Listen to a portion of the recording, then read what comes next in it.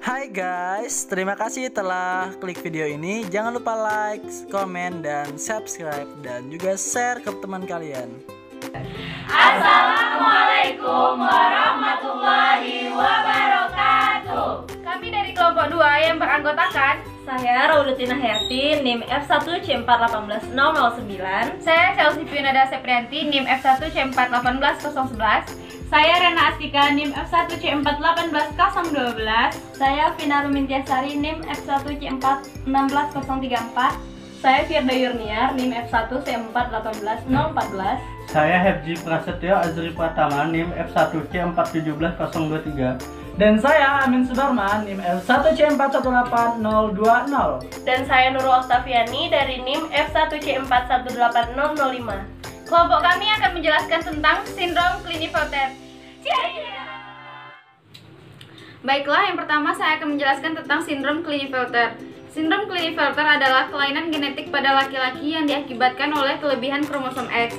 Laki-laki normal memiliki kromosom seks berupa XY, namun penderita sindrom Klinefelter umumnya memiliki kromosom seks XXY. Penderita sindrom Klinefelter akan mengalami infertilitas, keterbelakangan mental, dan gangguan perkembangan. Ciri-ciri fisik yang diantaranya berupa ginekosmatia, perbesaran kelenjar susu, dan berefek pada perbesaran payudara. Baiklah, yang selanjutnya yaitu sejarah dari sindrom Klinefelter, di mana sindrom Klinefelter ini pertama kali dipublikasikan oleh Harry Klinefelter bersama teman-temannya di Rumah Sakit Massachusetts, Boston.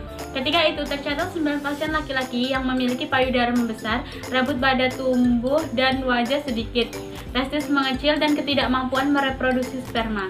Pada akhir tahun 1950-an, para ilmuwan menemukan bahwa sindrom yang dialami 9 pasien tersebut dikarenakan kromosom X tambahan pada lelaki sehingga mereka memiliki kromosom XXY.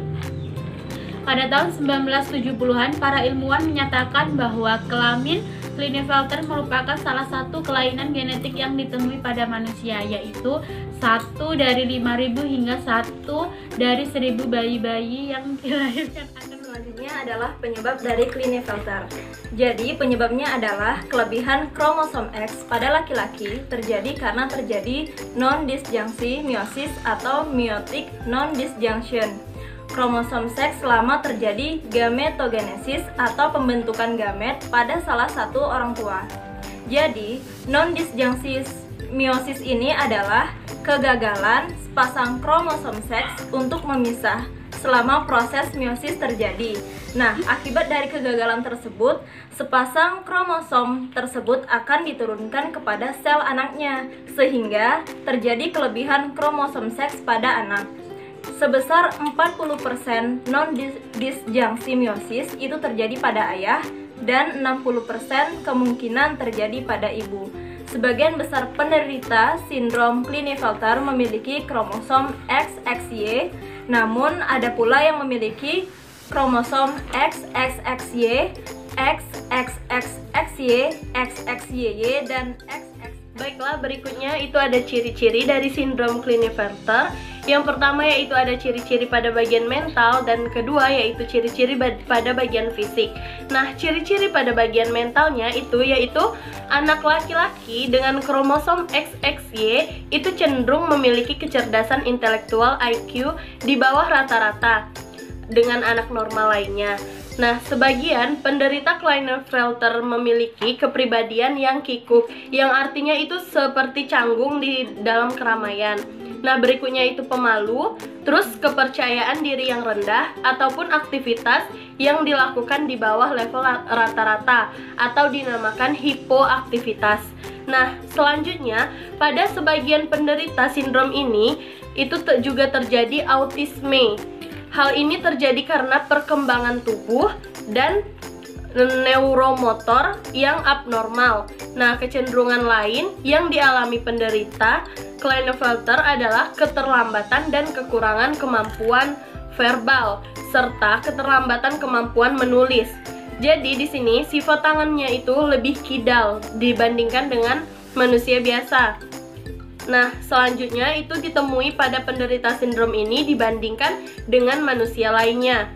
Pada pasien dewasa, kemampuan seksualnya itu lebih tidak aktif dibandingkan dengan laki-laki yang normal. Berikutnya yaitu ada fisik dari gejala Klinefelter, yaitu gejala klinis dari sindrom Klinefelter ditandai dengan perkembangan ciri-ciri seksual yang abnormal atau tidak berkembang, seperti testis yang kecil dan aspermatogenesis atau kegagalan memproduksi sperma.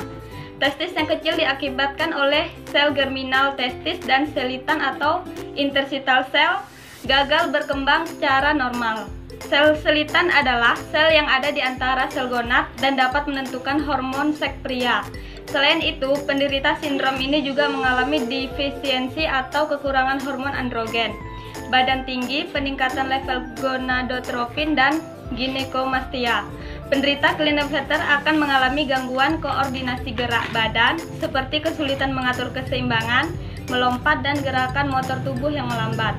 Dilihat dari penampakan fisik luar, penderita Klinefelter memiliki otot yang kecil, namun mengalami perpanjangan kaki. Saya akan menjelaskan tentang gejala. Nah, gejala pada sindrom Klinefelter itu yang pertama adalah laki-laki dengan Klinefelter tampak normal saat dilahirkan.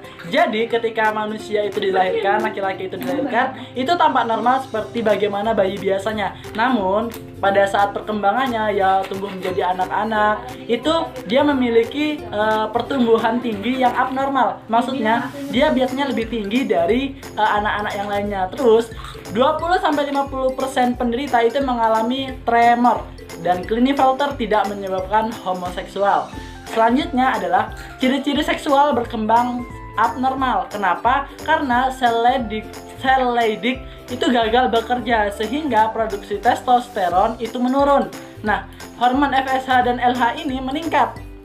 Itu perkembangan jaringan berlebih pada tubulus seminiferus, tempat sperma berada, sehingga testis menjadi kuat. Namun testis akan diakibatkan oleh sel germinal testis yang gagal berkembang. Jadi testisnya akan berukuran lebih kecil daripada laki-laki umumnya. Nah, selanjutnya adalah gangguan kondisi gerak badan, seperti kesulitan mengatur keseimbangan, melompat, dan gerak motor tubuh yang melambat. Dan juga proporsi tubuhnya itu abnormal. Ototnya kecil, perpanjangan kaki dan lengan, bahu seukuran dengan panggul. Selanjutnya itu memiliki kecerdasan intelektual atau EQ itu di bawah rata-rata anak normal. Tambahan kromosom X menurunkan 15 poin EQ-nya, sehingga anak yang kena sindrom ini itu biasanya agak kikuk, diam pada saat di keramaian. Selanjutnya adalah kadang terjadi autisme atau karena perkembangan tumbuh dan neumotorik abnormal, keterlambatan dan kekurangan kemampuan bicara dan menulis. Sifat tangan kidal banyak ditemui pada sindrom ini. Kemudian pembesaran pada buah dada, sehingga pada laki-laki sindrom Klinefelter itu memiliki dada atau payudara yang membesar. Dia bersifat steril karena terkait jumlah spermanya. Kenapa? Karena pada sindrom ini memiliki sperma yang sedikit. Kemudian jumlah rambut pada ketiak dan bulu kumis akan berkurang karena produksi testosteron yang saya sebutkan tadi itu menurun. Terus selanjutnya pencegahan gejala Klinefelter pada janin jarang sekali terdeteksi, kecuali bila menggunakan deteksi sebelum kelahiran. Sindrom ini kadang-kadang dapat diturunkan dari ayah penderita Klinefelter ke anaknya. Oleh karena itu, perlu dilakukan deteksi sebelum kelahiran. Sebagian kecil penderita Klinefelter dapat tetap fertil dan memiliki keturunan karena adanya mozaikisme, yaitu adanya campuran sel normal dan sel Klinefelter, sehingga sel normal tetap memiliki kemampuan untuk berkembang biak. Semakin cepat dideteksi, penderita Klinefelter dapat lebih cepat ditangani dengan terapi farmakologi dan terapi psikologi sebelum memasuki dunia sekolah. Tindakan pencegahan lain yang harus dilakukan adalah uji kemampuan mendengar dan melihat, dan tetapi fisik untuk mengatasi masalah motorik dan keterlambatan bicara. Tetapi hormon testosteron pada usia 11-12 tahun merupakan salah satu tindakan pencegahan keterbelakangan perkembangan karakteristik seksual sekunder pada penderita Klinefelter. Jadi kesimpulannya yaitu sindrom Klinefelter adalah kelainan genetik yang terjadi pada laki-laki, di mana disebabkan oleh kelebihan kromosom seks, di mana pada laki-laki normal yaitu memiliki kromosom seks XY, tetapi pada sindrom Klinefelter itu kromosom seksnya XXY. Nah, ini terjadi karena terjadi kesalahan pada saat pembelahan meiosis yang terjadi pada salah satu orang tua antara ibu atau ayah. Baiklah, sekian presentasi dari kelompok kami. Lebih dan kurang kami mohon maaf. Sebelum saya akhiri, saya akan memberikan satu bait pantun. Kalau ada jarum yang patah, jangan disimpan di dalam peti. Cakep. Maafkan kalau Firda salah, dia bukan kelompok kami. Wassalamualaikum warahmatullahi wabarakatuh.